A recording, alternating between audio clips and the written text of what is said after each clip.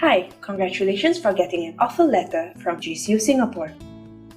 To accept the offer, please have the following documents with you: letter of offer, student contract, and advisory note. Now, let's go to your letter of offer. Please confirm the following details as displayed: name and address, program and intake, your class start date, number of modules that you are required to complete. If you are granted advanced standing, this is the number of exempted modules. For conditional offer, you need to meet the requirements in the remarks box before the given date mentioned. To accept the offer, you will need to complete this box. Now, let's move on to the student contract.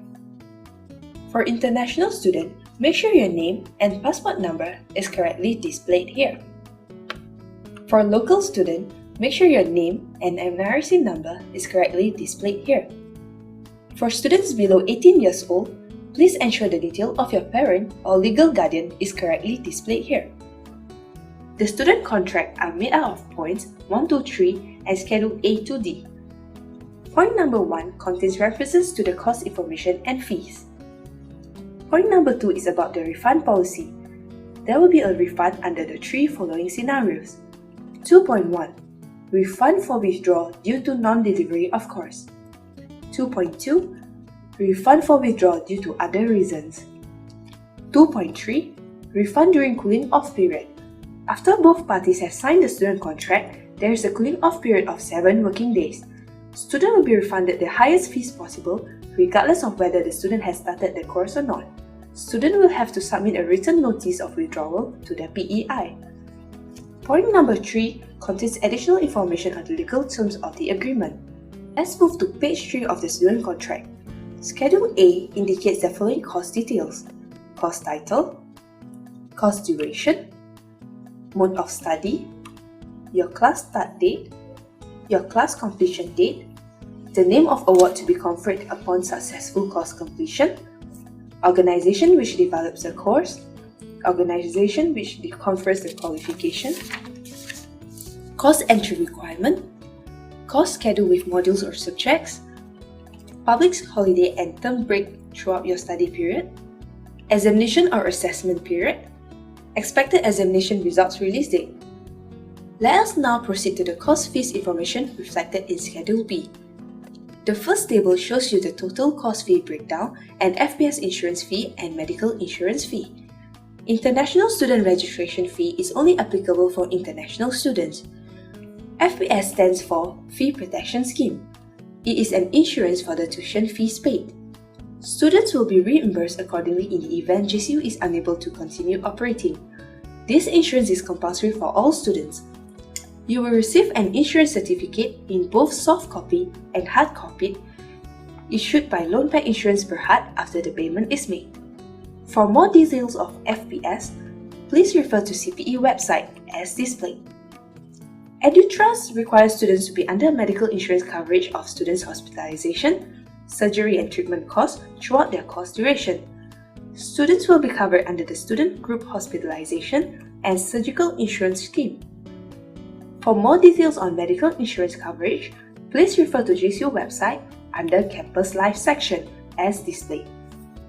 This will be the total course fees you are required to pay throughout the course duration. This is the number of installments you are required to pay. It is based on the number of semesters you are required to do. The installment schedule indicates the breakdown amount with the respective payment due date. Please ensure you make payment before the due date to avoid late payment fee charges. Schedule C reflects the miscellaneous fees. You pay only as and when you use the services. Refers to Schedule D for the refund table. If you were to withdraw 21 days before commencement, you'll be entitled to 80% of the fees. If less than 21 days, you will not get any refund for your paid fees. The last page of the contract contains the Deputy Vice-Chancellor Dr. Dale Anderson's signature and JCU's company seal. This is where you need to sign together with the date. Make sure the date is the same as the letter of offer date. If you are under 18 years old, please get your parent or legal guardian to complete this part. By signing the student contract, you hereby acknowledge and agree to all terms indicated in the student contract. Please be reminded to write clearly and legibly. In the event when any amendment is made, please countersign beside the amendment. If you want to make any changes in the letter of offer and student contract or have any further inquiries, please contact your representative. We will now move on to the advisory note. Before accepting the offer with JCU Singapore, you will need to read through this advisory note and make sure you understand and agree to the terms and conditions which will bind you with JCU Singapore.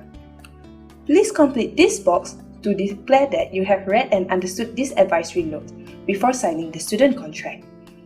For students under 18 years old, please get your parent or legal guardian to complete the details highlighted in green.